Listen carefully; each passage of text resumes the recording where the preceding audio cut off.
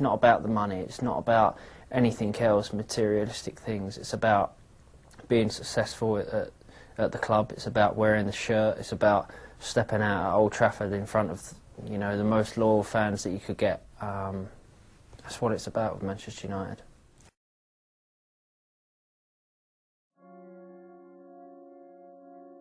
You know, as we begin to think about goals and dreams, given my circumstances, born in an abandoned building on a floor, being adopted, being labeled educable mentally retarded, failing twice in school, no college training, never worked for a major corporation, to believe that I had something of value. Have you ever thought about something you wanted to do and you talk yourself out of it? It's very important to realize that I found that most people fail in life not because they aim too high and miss. Most people fail in life because they did just like I did for so many years. They aimed too low and hit. They didn't believe in themselves. So I want you right now to revisit and look at your goals and dreams, and let's raise the bar. And I want you to say with me, it's possible. It's possible. It's possible. I can do this. I can make this happen. No matter how bad it is or how bad it gets, I'm going to make it. It's possible. Yes, your dream is possible. Say that to yourself every day. Feed your mind with words that you write and words that you hear and words that you speak to yourself.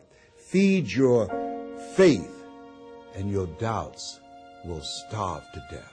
Say to yourself, it's possible. It's possible. It's possible. Even when you have no evidence to point to, say to yourself, it's possible. There's nothing as powerful as a made-up mind. It's a struggle sometimes to do that, especially when you have people around you telling you that it's not possible, that you can't do it.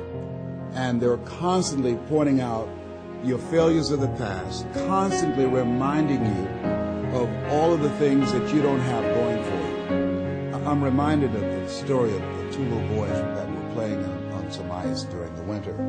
And as they got further out on this ice, one fell through the thin ice. And so the little fellow that was still on top of the ice, he was trying to save his little buddy. And he couldn't reach him. He was trying to pull him. He could see him through the thin ice as he got further away from him, struggling. And he couldn't reach him, and he was trying to break the ice, and he couldn't do it. And he looked around, and he saw a tree in the distance, and he ran. And then he got up on the tree, and he pulled and broke down an enormous-sized branch and came back and savagely began to beat that ice and broke it. And miraculously, he saved his friend.